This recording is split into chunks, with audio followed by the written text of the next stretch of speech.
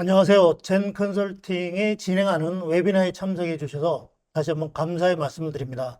저는 젠 컨설팅에서 대표를 맡고 있는 김삼용입니다. 안녕하세요. 전 젠 컨설팅에서 컨설팅 본부장을 맡고 있는 심현보입니다. 간밤에 깜짝들 놀라셨을 거예요. 저도 깜짝 놀랐습니다. 하지만 이럴 때일수록 저희가 정신을 똑바로 차리고 행동해야 될 것 같습니다. 저희가 뭐 주기적으로 웨비나를 하는데 요즘에 많은 회사들이 디지털에 대한 혁신, 디지털에 대한 트랜스포메이션, 그 다음에 최신의 기술들을 어떻게 우리 회사에 적용할지 이런 과제들을 안고 굉장히 많이 고민들 하고 계십니다. 특히 중소기업 분들은 더 많은 고민을 하시겠죠. 왜냐하면 작은 리소스에 정해진 예산에 이러한 디지털 기술들을 어떻게 접목할지를 굉장히 많은 고민들을 하고 계십니다. 그래서 저는 오늘 중소기업이 어떻게 하면 이러한 최신의 디지털 기술들을 우리 시스템에 반영할 수 있는 지름길을 알려드리려고 합니다. 자, 오늘 말씀드릴 컨텐츠는 두 가지인데요. SAP를 활용해서 좀 더 쉽게 디지털 혁신을 한다거나 디지털 트랜스포메이션을 할 수 있는 방법들을 설명을 드릴 거고요. 두 번째로는 그러한 디지털 방법론을 어떻게 하면 우리 회사에 잘 적용하고 도입을 할 수 있는지에 대해서 설명을 드리도록 하겠습니다. 제가 디지털 혁신을 위한 SAP 소개까지 진행을 할 거고 옆에 계신 심현보 본부장께서 나머지를 진행하도록 하겠습니다. 참고로 중간에 질문을 좀 주시거나 설문지에 응대를 해주신 분들은 저희가 커피 쿠폰으로 다시 한번 선물을 드리도록 하겠습니다. 먼저 젠 컨설팅을 소개해 드릴게요. 젠 컨설팅은 2005년도, 즉 19년도에 설립이 됐고요. 19년 동안 다양한 프로젝트를 했고, 그 다음에 국내 최고의 SAP 전문 인력을 확보하고 있습니다. 최근 5년간 30개 이상의 SAP의 구축 프로젝트를 수행한 회사고요. 자, 그러면 우리 회사는 어떤 서비스를 제공하느냐? 기본적으로 SAP 솔루션 전 영역에 대해서 프로세스를 설계하고 구현하고 운영까지 하는 SAP의 전체 라이프 사이클에 대한 서비스를 제공하고 있습니다. SAP 서비스 중에 밑에 보시면 비즈니스 밸류 체인에 SAP S4HANA라든지 EWM, 그룹 레포팅, SAP 어널리틱 등등에 대해서 다양한 솔루션을 저희가 구축해 드리고 있고요. 그 다음에 SAP에서 지원하지 못하는 그런 분야들은 젠 컨설팅이 레드메이드 솔루션인 연결, 수출입, 구매 조달 포털, 예산 관리, IFRS 16 등 이런 그 개발된 솔루션들로 고객들한테 서비스하고 있습니다. 자, 기본적으로 지난 50년 동안 그러면 IT의 기술은 어떻게 변했으며 그러면 이렇게 IT의 기술이 변하면서 어, 고객사에서의 포커싱은 어떻게 변했는지를 간단하게 좀 살펴보도록 하겠습니다. 1960년도에는 메인프레임 시대였죠. 그래서 이러한 메인프레임 시대에서의 고객사, 즉 회사들의 특징들은 뭐냐면 공장을 어떻게 해야 자동화할까가 포커싱이었고요. 1990년대 들어서부터는 이제 클라이언트 서버 형태로 인터넷이 등장을 하게 됩니다. 그래서 이때부터 PC가 사용이 확대가 됐고요. 인터넷 보급이 됐습니다. 이러므로서 기업들은 프로세스를 자동화하는 쪽으로 포커싱을 하게 돼 있습니다. 그 이후에 2000년대 들어서는 이제 클라우딩 컴퓨팅이 등장을 하게 돼 있고요. 모바일이라든지 빅데이터 기능들이 추가적으로 지속적으로 발표가 되었습니다. 이와 더불어 고객사, 즉 기업들은 디지털 트랜스포메이션을 어떻게 할 수 있는지에 대한 포커싱을 했고요.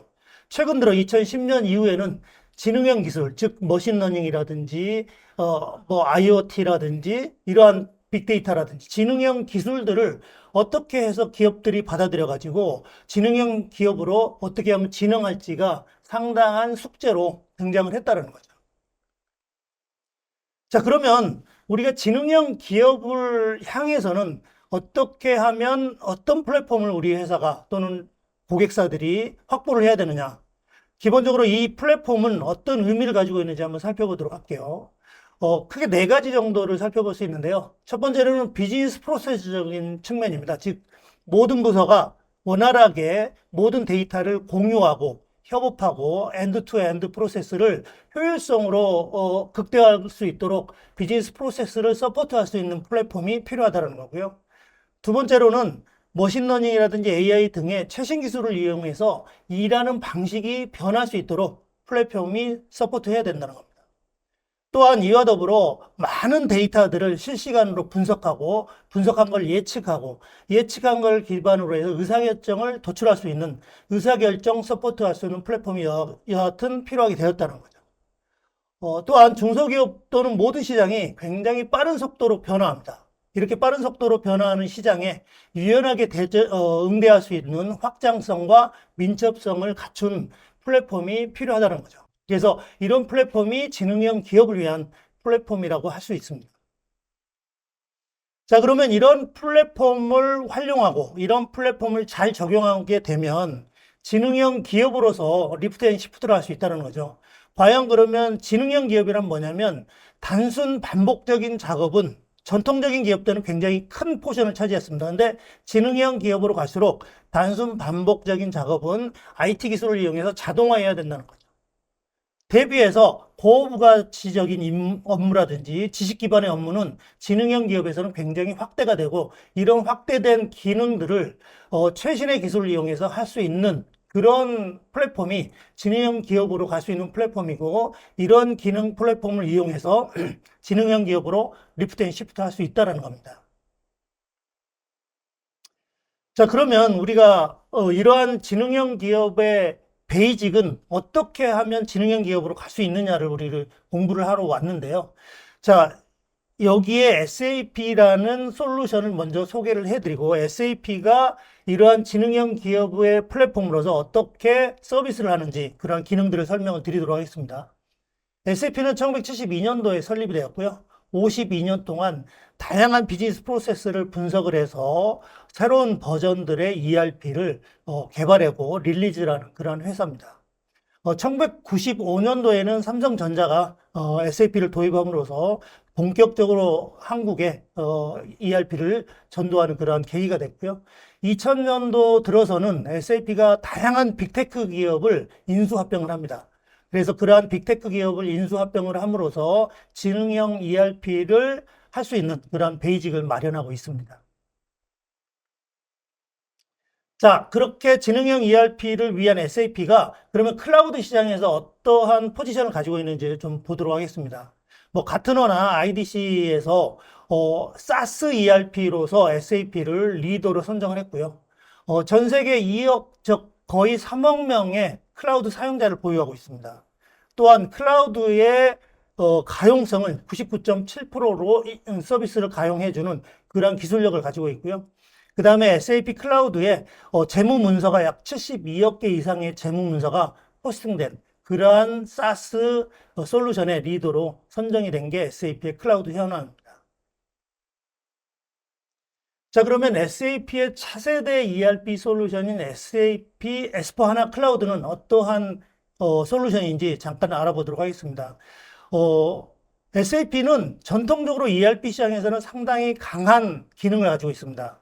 그래서 SAP의 ERP의 전통적인 가치는 그대로 유지하고 그 다음에 최신의 디지털 가치를 접목을 해가지고 지능형 ERP 형태로 개발되고 그 진화한 게 SAP의 S/4HANA라는 솔루션인 거고요.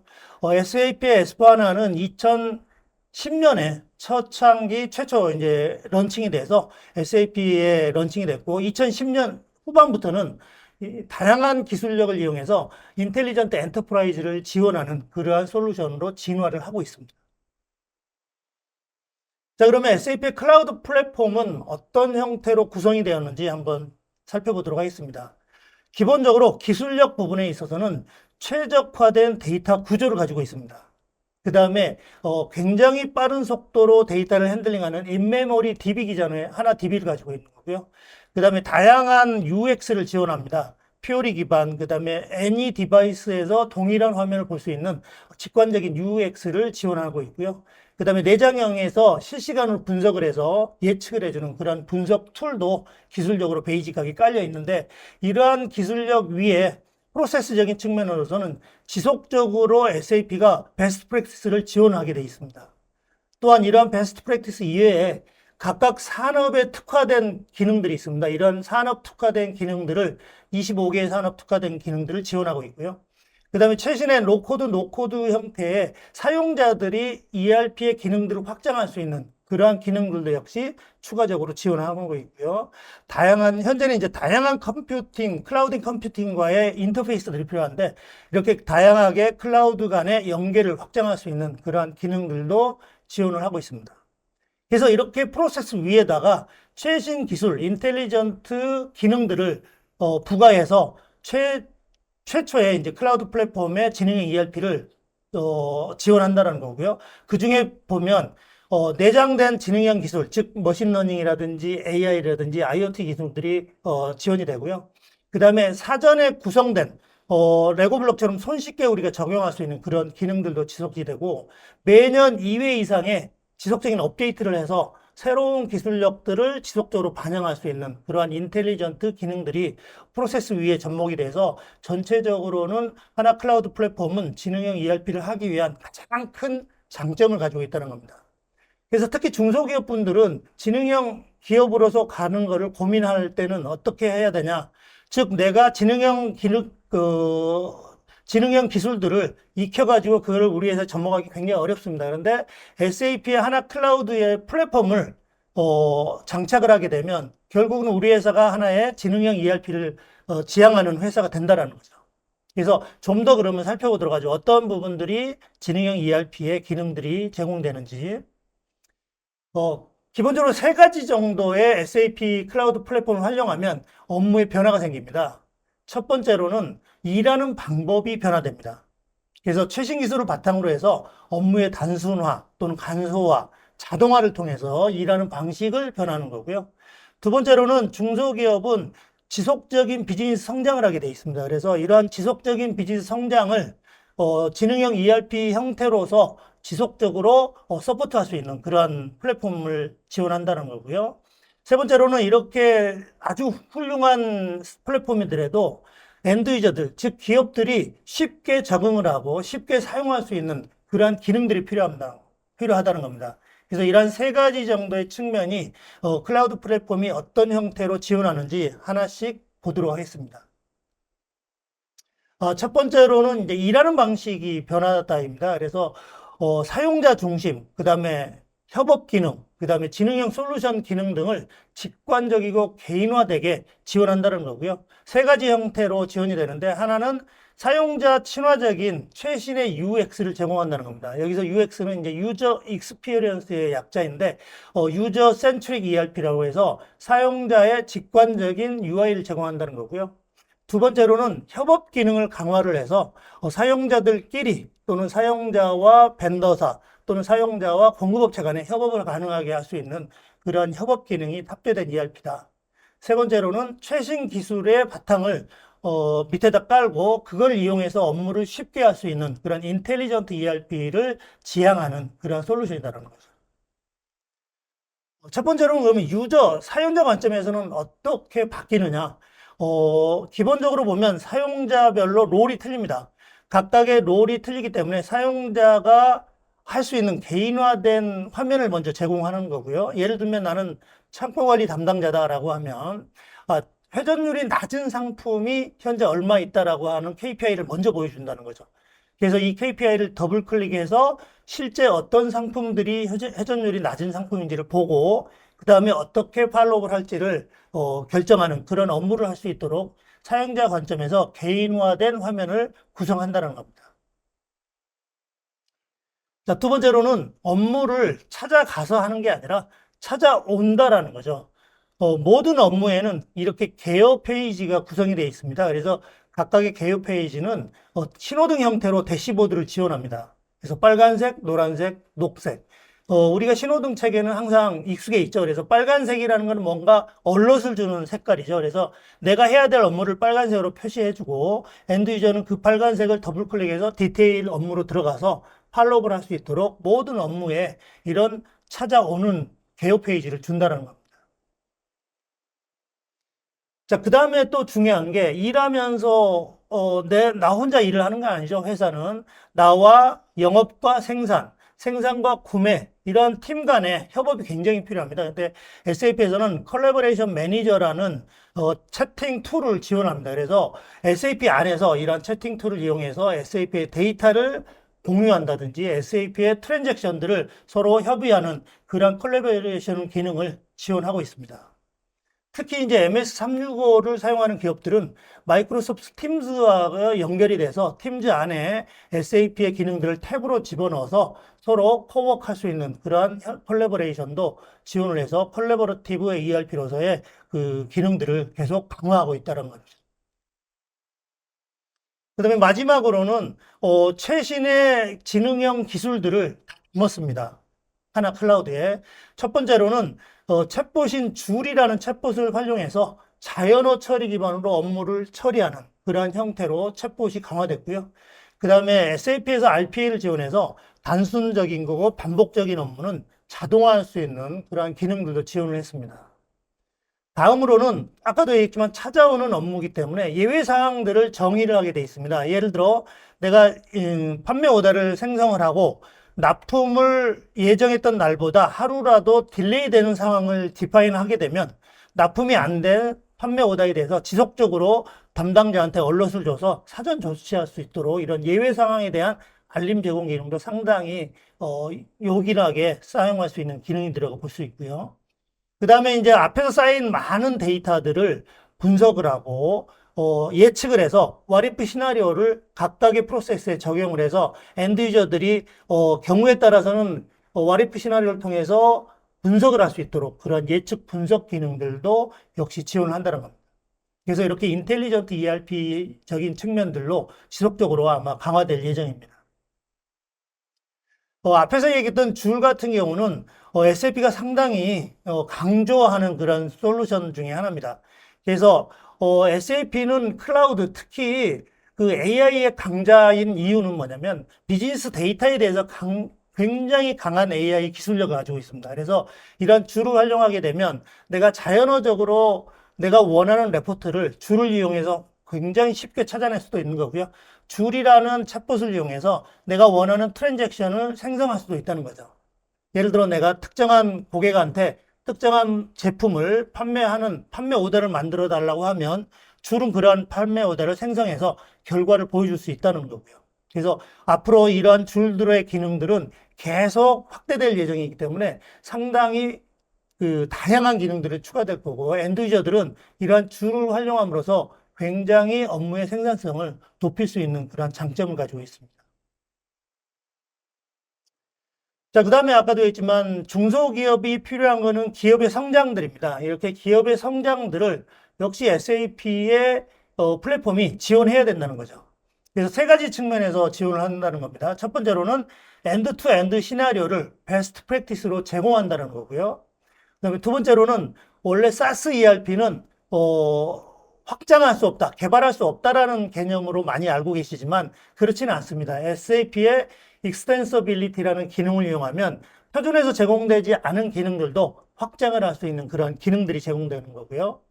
그 다음에 기업들이 신규 머지되고 스핀오프 되는 이러한 새로운 모델들, 비즈니스 모델들을 역시 SAP 하나 클라우드 플랫폼이 지원할 수 있다는 겁니다.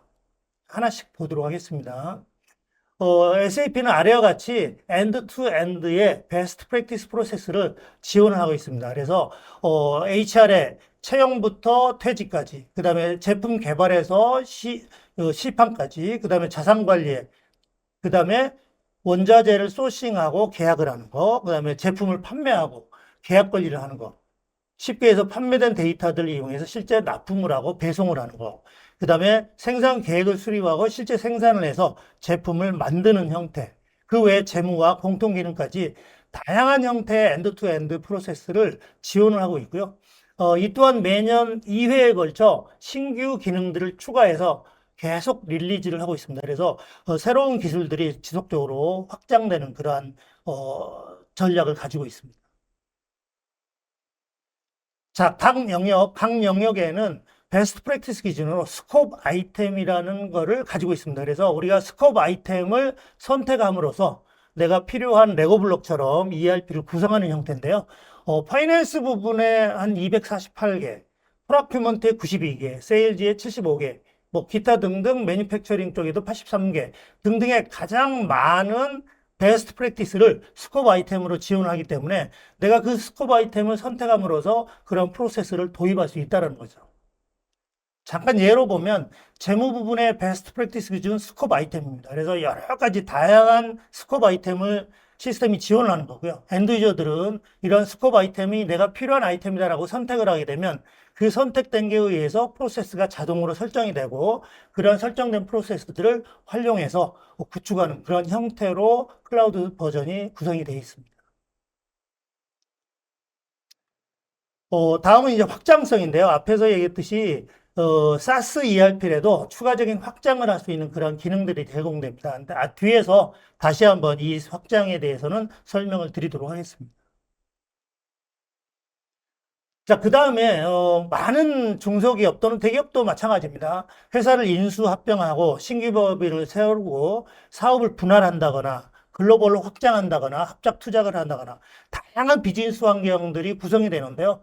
SAP에서는 그러한 환경, 비즈니스 환경의 변화를 투티어 형태로도 구성을 해서 별도의 계열사 시스템은 퍼블릭 클라우드로 하는 거고 본사는 프라이빗 클라우드로 연계한다든지 다양한 방법에 의해서 이렇게 빠른 비즈니스 환경을 변화에 대해서 서포팅을 할 수 있는 그러한 기능들을 가지고 있다는 겁니다.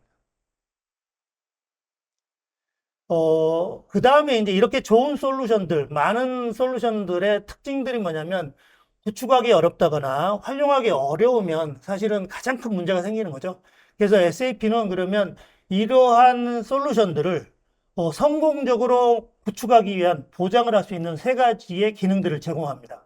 첫 번째는 구축 방법론이고요. 두 번째로는 다양한 헬프 기능이고요. 세 번째로는 지속적으로 안정적인 운영을 할 수 있도록 지원을 한다는 겁니다. 첫 번째가 이제 SAP를 구축하는 방법론입니다. 액티베이트라는 방법론인데 어느 파트너사가 어떤 컨설턴트가 이 솔루션을 구축하더라도 이 액티베이트라는 방법론을 활용해서 구축을 하게 되면 프로세스의 누락 없이, 액티비티의 누락 없이 동일한 퍼포먼스를 낼 수 있는 이러한 방법론을 지원한다는 겁니다.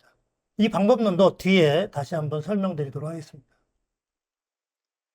두 번째로는 아무리 좋은 솔루션이라도 유저들이 잘 사용해야 됩니다. 그래서 SAP에서는 러닝 센터라는 헬프 기능을 이용해서 사용자들의 활용성을 최대화할 수 있도록 지원을 합니다. 각 화면에서 필드 단위의 도움말들까지 주는 거고요. 그 다음에 트랜잭션 단에서의 도움말을 호출할 수 있는 거고 아까도 했지만 줄이라는 챗봇을 이용해서 내가 원하는 기능을 어떻게 하는지 또는 내가 원하는 화면이 어디에 있는지 등등의 여러 가지 화면 도움 기능을 이용해서 사용자들이 전혀 무리 없이 이 솔루션들을 적용할 수 있도록 이러한 도움 기능들을 강화하고 있습니다. 자, 세 번째로는 클라우드 솔루션의 특징은 뭐냐면 지속적인 진화입니다. 그래서 SAP는 1년에 2차례 계속 새로운 릴리즈를 계속 발표를 하는데요. 이 발표 안에는 새로운 IT 기술들이 접목되어 있는 릴리즈를 지속적으로 발표하기 때문에 우리 회사가 새로운 기술이 나온다 해서 고민할 필요가 없다는 거죠. 새로운 릴리즈를 우리 회사가 받아들일 거냐 말 거냐만 결정하게 되면 새로운 기술에 대한 적응은 쉽게 할 수 있다는 겁니다. 그래서 매년 2회에 거쳐서 새로운 프로세스 혁신을 SAP가 또한 지원한다는 겁니다. 그래서 결론적으로 보면 SAP의 클라우드 ERP는 비즈니스에 필요한 굉장한 민첩성과 확장성과 지속 가능한 비즈니스 프로세스를 지속적으로 릴리즈를 하고 표준화를 해주기 때문에 중소기업을 위한 굉장히 최적화된 전략적인 선택지가 되지 않느냐라는 거고요. 특징 중에 제가 꼭 짚어드리고 싶은 거는 지능형 ERP로서 자동화할 수 있는 프로세스를 지속적으로 릴리즈 한다는 거예요. 그래서 단순 반복적인 작업들을 자동화할 수 있는 거를 매 분기에 새로운 프로세스를 지원하기 때문에 그러한 부분들이 업무의 생산성을 높이는 특징들이 되는 거고요. 또 한 가지는 솔루션의 확장성입니다. 내가 원하는 데이터들 또는 내가 원하는 화면들을 인앱 또는 익스텐서빌리티 기능을 이용해서 좀 확장할 수 있다는 거고요. 그 다음에 최종적으로 보면 고객이 성공할 수 있도록 SAP가 매번 새로운 기능들을 지원하기 때문에 중소기업이 디지털 혁신을 어떻게 할 거냐를 하나하나 고민할 게 아니라 이렇게 이미 디지털 혁신을 갖춘 솔루션을 선택하는 것도 하나의 중소기업을 위한 디지털 혁신의 지름길이 아닌가 싶습니다. 자, 여기까지가 이제 제가 발표할 자료고요. 다음으로는 이제 중소기업이 이러한 솔루션들을 어떻게 하면 구축하고 어떻게 하면 도입을 할 수 있는지 최현모 본부장께서 하겠습니다. 예, 안녕하세요. 저는 제인 컨설팅 심현보입니다. 이번 챕터에서는 실제 시스템을 적용하는 절차인 방법론에 대한 부분과 도입 시 주요 고려사항에 대해 설명드릴 텐데요. 꼭 알아야 하는 주요 용어와 구축 방법론에 대한 내용, 그리고 시스템 환경 등과 같이 퍼블릭 클라우드를 이해하시는 데 있어서 도움이 되는 내용들을 준비해 봤습니다. 사실 SAP는 용어가 너무 많습니다. 이 용어들 때문에 진입 장벽이 더 높아 보이는 게 아닌가라는 생각을 자주 하는데요. 나름 꼭 필요하다고 생각되는 한 8개 정도의 용어를 정리해 봤습니다. 먼저, Fit to Standard는 고객사의 비즈니스 프로세스를 검증된 표준 프로세스에 적용하는 방식입니다. 두 번째로, Grow with SAP는 퍼블릭 에디션을 의미하고요. 중소기업이나 신생 기업이 빠르고 효율적으로 SAP 클라우드 ERP를 도입하기에 적합한 에디션입니다. Rise with SAP는 프라이빗 에디션을 의미합니다. 주로 대기업이나 이미 SAP를 보유하고 있는 기업을 대상으로 하는 패키지입니다. 그리고 다음으로는 테넌트라는 개념이 나오는데요.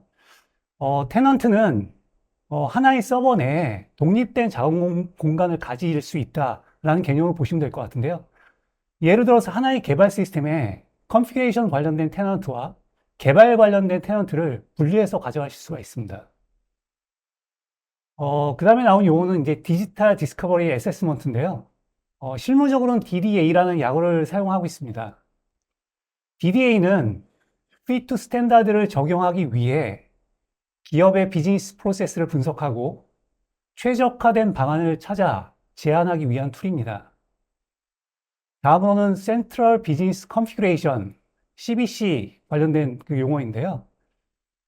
CBC는 모든 클라우드 솔루션, 뭐 예를 들어서 SAP 퍼블릭 클라우드도 될 수 있고, 그 다음에 아리바 등 다양한 에러비 솔루션들에 대한 전체 컨피그레이션을 집중적으로 설정할 수 있는 그런 환경을 의미합니다. 다음으로 나온 이제 중요한 용어 중에 하나가 스코프 아이템인데요. 앞에서 말씀드렸다시피, SAP 비즈니스 프로세스의 최소 단위입니다. 저희가 과거에는 실제 ERP를 구축함에 있어서 업무 범위를 정할 때, 모듈이나 서브 모듈별로 구축 범위를, 정하는 게 일반적인 방식이었는데요. 기존 방식보다 훨씬 더 레벨 다운해서, 비즈니스 프로세스 레벨로 스코핑을 할 수 있다는 장점이 있습니다. 마지막으로 FUE라는 개념이 나오는데요. Full Usage Equivalent의 약자이고요. SAP에서 라이센스를 산정하기 위한 단위입니다. 이러한 단위는 실제 이 FUE 숫자에 따라서 시스템적 사양이 결정되는 중요한 요소이기 때문에 이 용어도 우리가 잘 기억하고 넘어가야 되겠습니다. 앞서 언급드린 DDA 관련해서 조금 더 세부적인 내용을 살펴보겠습니다.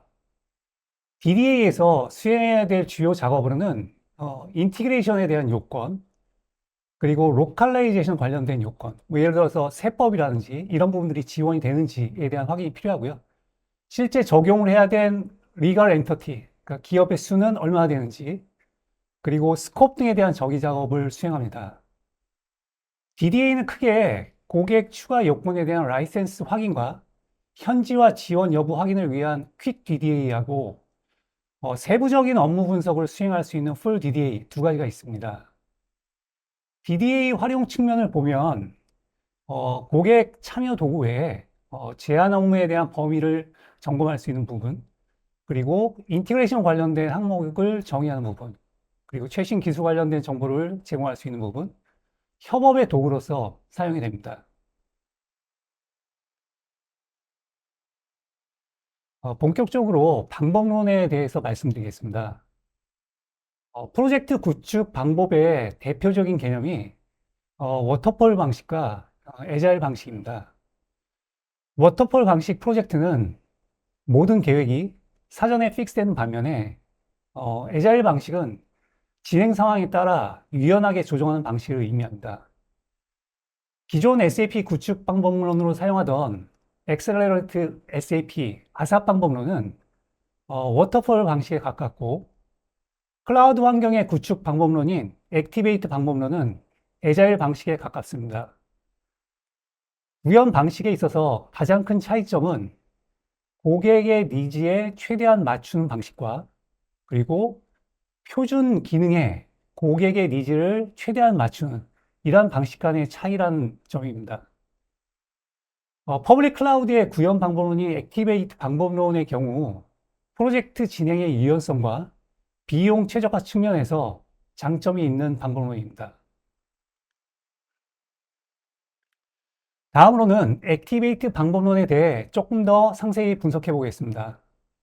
액티베이트 방법론은 발견, 준비, 탐색, 실현, 배포, 실행이라는 6개의 페이지와 프로젝트 관리부터 분석에 이르는 11개의 워크스트림으로 구성되어 있습니다. 각 페이지 및 워크스트림별로 수행해야 되는 액티비티들이 정의되는 방식인데요. 다음 장에서는 각 페이지별로 수행해야 할 상세한 액티비티들에 대해서 설명드리겠습니다. 발견 단계는 프로젝트의 초기 단계로 고객에 대한 비즈니스 요구를 이해하고 SAP S/4HANA 솔루션이 이러한 고객의 요구를 어떻게 충족시킬 수 있는지 고찰하는 단계입니다. 수행해야 될 상세 액티비티로는 비즈니스 요구 분석 작업인 DDA 작업, 그리고 SAP 솔루션 및 기능을 소개하는 작업, 그리고 프로젝트 진행에 대한 타당성을 점검하는 작업, 그리고 클라우드 트라이얼 버전을 통해 시스템에 대한 사전 경험, 그리고 프로젝트 계획 초안 작성 등의 작업들을 수행하게 됩니다. 두 번째 단계인 준비 단계의 경우는 프로젝트를 시작하기 위해 준비하는 단계로 프로젝트의 목표와 범위를 정의하고 시스템 설정과 팀 구성을 통해 프로젝트를 원활하게 진행할 수 있는 기반을 마련하는 것이 핵심입니다. 수행해야 할 주요 액티비티로는 가장 먼저 프로젝트 계획 수립인데요. 프로젝트의 목표 및 범위, 전략을 수립하고 프로젝트 팀 구성 및 아레나를 정의하는 작업입니다. 다음으로 이니셜 시스템 셋업, 예를 들어서 시스템 프로비저닝이나 그 다음에 스타터 시스템에 대한 액세스 요청, 그리고 권한에 대한 부여, 그 밖에 프로젝트에 대한 킥업 행사 준비, 그 다음에 fit to standard에 대한 워크샵 준비, 그리고 교육을 통한 프로젝트 팀 인력들에 대한 역량 강화 작업들을 수행을 합니다. 세 번째 단계인 탐색 단계의 목적은 fit to standard 어널리시스를 통해서 프로젝트 범위에 포함된 솔루션 기능들이 비즈니스 요건에 충족이 되는지 확인하고 확정을 하는 그런 단계입니다. 수행해야 할 주요 그 상세 액티비티로는 fit to standard에 대한 분석, 그리고 솔루션 설계 및 구성 계획, 수립 부분이 있는데요. 솔루션 설계 및 구성 계획 관련해서는 기본적인 시스템 세팅을 하는 컨피그레이션 작업과, 그리고 고객 사이즈에 대한 추가적인 니즈를 반영하기 위한 익스텐션에 대한 계획, 수립 등이 포함이 되어야 됩니다. 그리고 기술적 요구사항에 대한 정의 부분을 진행을 하고, 데이터 이관 전략 및 마스터 데이터 및 트랜잭션 데이터를 준비해야 됩니다. 그리고 테스트 계획 수립 및 일정을 조정하는 작업들을 수행합니다.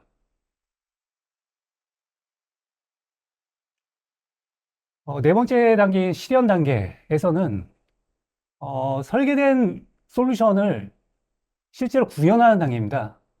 그리고 테스트하는 그런 단계인데요. 이 단계에서는 fit to standard 분석에서 정의된 요건을 일단 바탕으로 시스템을 구성하고 비즈니스 요구가 충족되는지 여부를 검증합니다. 수행해야 할 주요 상세 액티비티로는 첫 번째로 솔루션 구성인데요. 표준 프로세스 기반 시스템을 구성하고 설정한 외에 확장에 대한 부분도 반영이 되어야 됩니다. 다음으로 시스템 구현은 스프린트 플랜 방식으로 일단 진행이 되는데요. 우리가 정해놓은 목표에 다다를 수 있도록 반복적인 작업을 통해서 피드백을 수행을 하고 또 조정을 하고 이런 작업들을 진행을 합니다. 데이터 정제 및 이관 테스트 작업을 일단 수행을 하고 다음으로 단위 테스트 그리고 통합 테스트 그리고 엔드 유저들에 대한 유저 억셉턴스 테스트 등의 작업들을 수행을 합니다. 그리고 저희가 시스템 설정을 한 모든 내용들에 대해서 일단 디벨롭 시스템으로 이관을 하거나 QA 그리고 운영 환경으로의 이관 작업들을 수행을 하고요. 마지막으로 고라이브 준비 작업에서는 고라이브 시나리오를 준비하고 사용자 교육 그리고 매뉴얼 준비 등을 수행을 합니다. 배포 단계에서는 시스템을 최종 운영 환경에 배포하고 사용자 교육 및 운영 준비를 완료하며 SAP S/4HANA 시스템을 실제로 가동하는 단계입니다. 고라이브 준비 및 운영 시스템에 대한 배포, 그리고 최종 사용자 교육, 그리고 운영 전환에 따른 지원 및 해당 문서화 작업들을 수행을 합니다. 운영 단계에서는 시스템을 실제 운영하고 지속적인 최적화와 사용자 업무 처리를 지원합니다. 상세 액티비티로는 시스템 모니터링 및 운영 지원, 그리고 성능 최적화 및 업데이트, 그리고 사용자 지원 및 교육 등의 작업들을 수행합니다. 자, 지금까지 이제 방법론에 대한 부분들을 굉장히 짧은 시간에 간단히 설명을 드렸고요. 추가적으로 이제 설명드릴 사항 중에 하나가 이제 라이센스 산정 방법에 대한 부분입니다. S/4HANA 시스템에선 사용자 수는 FUE라는 단위로 일단 산정을 하고, 그리고 앞서 말씀드린 대로 FUE 수량에 따라서 서버 용량 및 시스템적 사양이 결정되는 특성을 가지고 있습니다. 오른쪽 상단에 보시는 각 유즈 타입별로 웨이팅 팩터가 적용이 되어 있는데요. 아래쪽에 보시면 산지역 예시를 보실 수가 있는데요. 그 실제 사례를 보시면 예를 들어서 개발 사용자가 3개이고 그리고 어드밴스드 유저가 뭐 20개 그리고 부분적인 기능을 사용하는 코어 유저가 25 그리고 아주 라이트한 기능을 사용하는 셀프 서비스 유저가 뭐 60개 정도인 경우 위에 정의되어 있는 팩터에 의해서 산정을 하게끔 되어 있고요. 참고로 S/4HANA 퍼블릭 클라우드 에디션에서 최소로 구매해야 되는 단위는 현재 25개의 FUE를 구매를 하셔야지 이 시스템을 사용을 하실 수가 있습니다.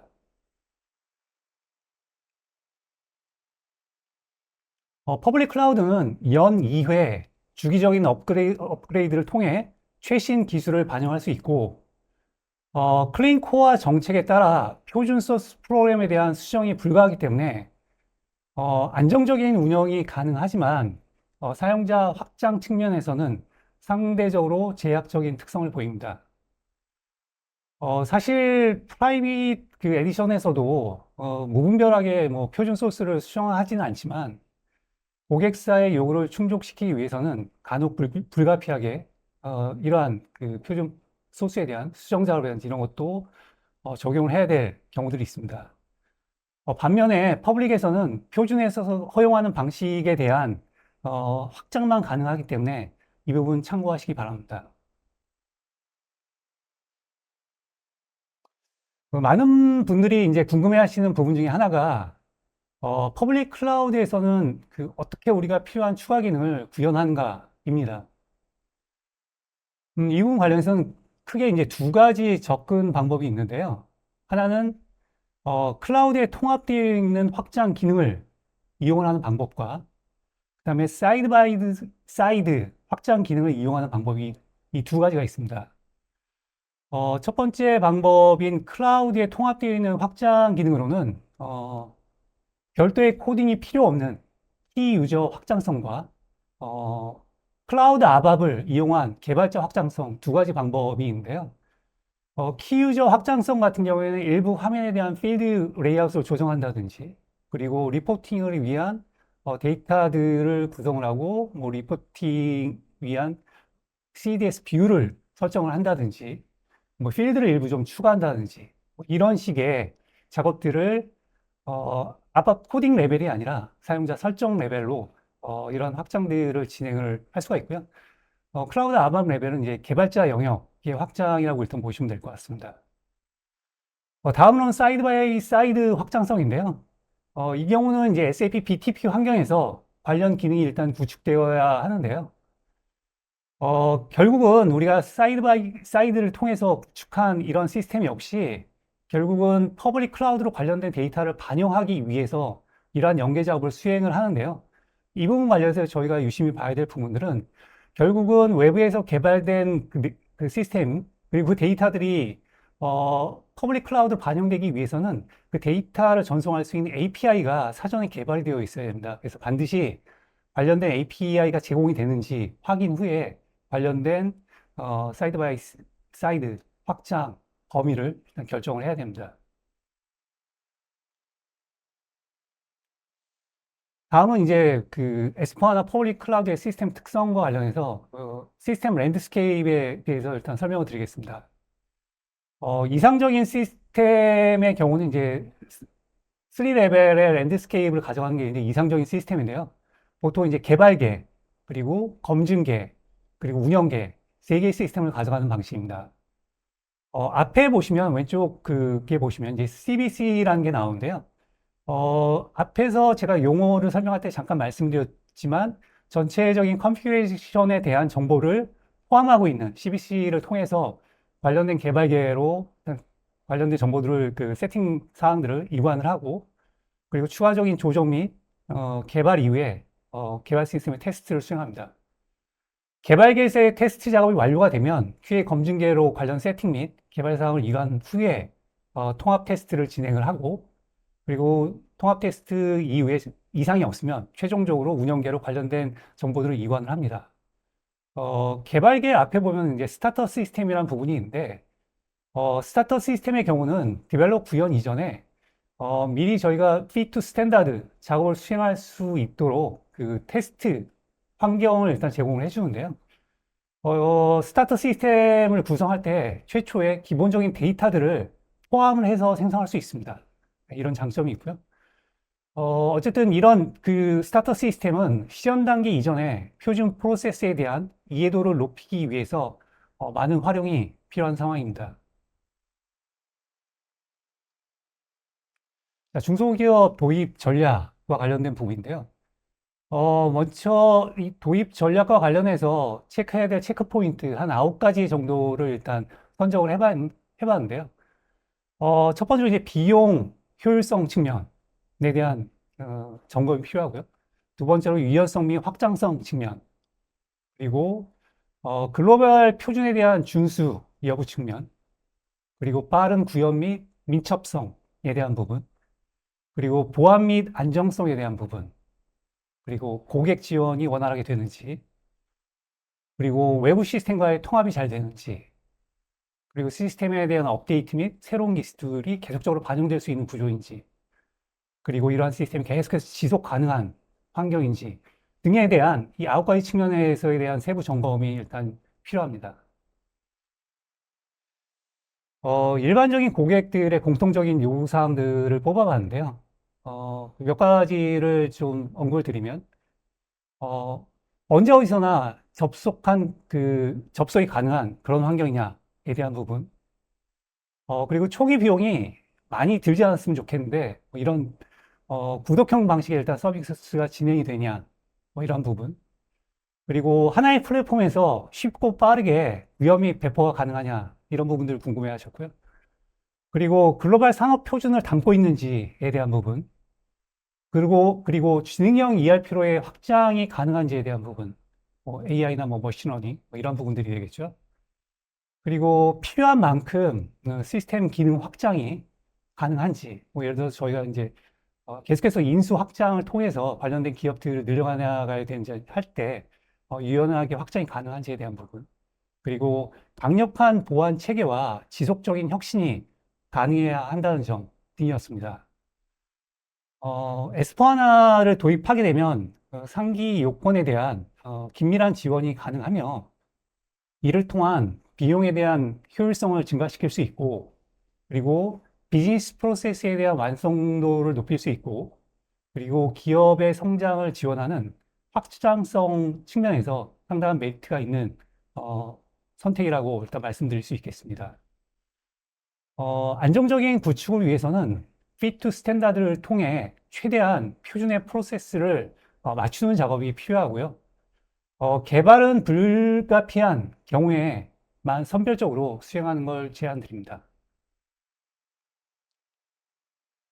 앞서 말씀드린 대로 퍼블릭 클라우드 성공의 핵심 키워드는 fit to standard라고 생각합니다.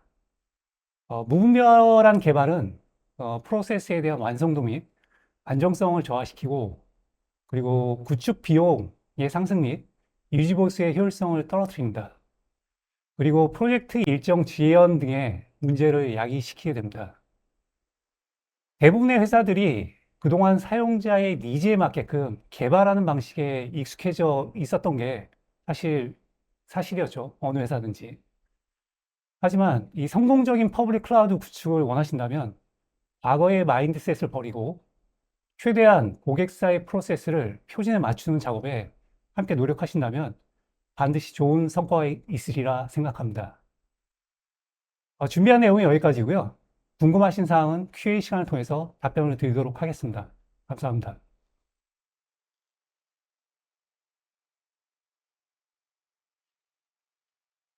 QA에 지금 질문들이 올라오는데 어떤 것부터 할까요? 마이그레이션 그 부분과 관련해서 그리고 뭐 인터페이스 관련된 부분에 대한 질문인데요. 사실은 데이터에 대한 마이그레이션, 인터페이스 관련된 부분은 이게 퍼블릭이냐 아니면 프라이빗이냐 다 동일한 부분 중에 하나라고 생각합니다. 특히나 이제 마이그레이션과 관련해서는 데이터에 대한 클렌징 작업을 얼마나 잘 하느냐가 일단 그 핵심적인 부분이다라고 일단 생각을 하고 있고요. 인터페이스나 이런 부분 관련해서는 사실 이제 방식이 좀 다를 수 있겠는데, 퍼블릭 클라우드에서는 보통 오데이터 방식의 인터페이스나 아니면 REST 방식을 쓴 인터페이스들을 이용을 하고 있고요. 대부분의 인터페이스는 어쨌든 인티그레이션 스윗을 통해서 관련된 인터페이스를 수행을 한다라고 일단 보시면 될 것 같습니다. 전체적인 측면에서는 큰 문제는 없다라고 보이지만 다만 이제 퍼블릭 클라우드에서 외부 시스템에서 관련된 데이터를 인터페이스 시킬 때는 먼저 해당 퍼블릭 클라우드에 관련된 데이터를 받아줄 수 있는 API가 존재하는지에 대한 확인이 가장 중요한 부분 중에 하나다라고 일단 생각을 하고 있습니다. 그리고 다음으로 이제 저희 회사가 프라이빗이 적합한지 이제 퍼블릭 버전이 적합한지 어떻게 판단하는 게 좋을까요? 라는 이제 질문을 주셨는데요. 사실은 퍼블릭을 선택을 할지, 프라이빗을 선택을 할지에 대한 방향을 결정하는 데 있어서 중요한 갈림길은 회사의 방향 자체가, 사용자 중심, 사용자 편의를 위한 시스템을 만들 것이냐, 아니면 SAP 스탠다드에 최대한 맞추는 방향을 가져갈 거냐에 대한 그 부분이 결정에 있어서 중요한 포인트라고 일단 생각을 합니다. 거기에 좀 추가 덧붙이면, 결국은 이제 DDA라는 그 디스커버리 어세스먼트라는 세션이 좀 필요할 것 같은데요. 만약에 진짜 저런 걸 고민하는 회사면 저희한테 연락을 주시면 DDA라는 세션을 통해서 이 회사의 프로세스를 간략하게 분석을 하고 이게 클라우드에 퍼블릭이 맞는지, 프라이빗이 맞는지 좀 저희가 서포트할 수 있을 것 같습니다. 그리고 SAP 도입을 검토하고 있는데 사전에 어떤 것들을 준비하는 게 좋을까요? 예. 사실은 뭐 제일 중요한 거는 그 앞서 말씀드린 대로 회사에 대한 방향을 타겟을 이제 어디다 두느냐가 일단 관건일 것 같습니다. 그 사용자 중심의 시스템을 가져가는 걸 중심으로 할 건지 아니면 글로벌 표준을 따라가는 방식을 일단 가져가는지가 필요할 것 같고요. 일단 그 내부적인 현행 프로세스에 대한 부분 그리고 관련된 인터페이스 항목들, 주변 시스템에 대한 준비 등이 일단 필요할 것 같습니다. 질문 조금만 올려보실래요? 위로? 위로. 더 올려보시면, 좀만 더 올려보시죠. 그 질문 중에 최근 챗 GPT와 같은 제너레이티브 AI 기술이 활발한데 SAP의 퍼블릭 에디션에 생성형 AI가 활용 가능한지 뭐 적용 계획이 있는지를 질문하셨는데요.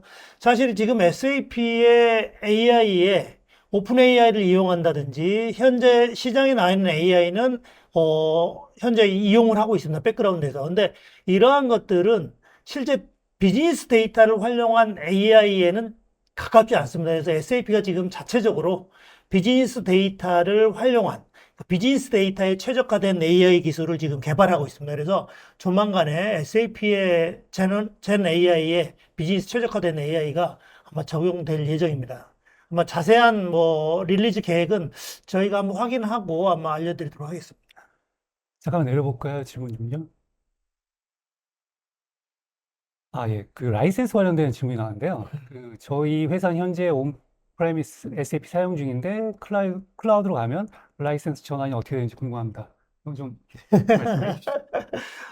SAP 온프렘 아마 ECC를 쓰고 계실 확률이 큰데요. 그러니까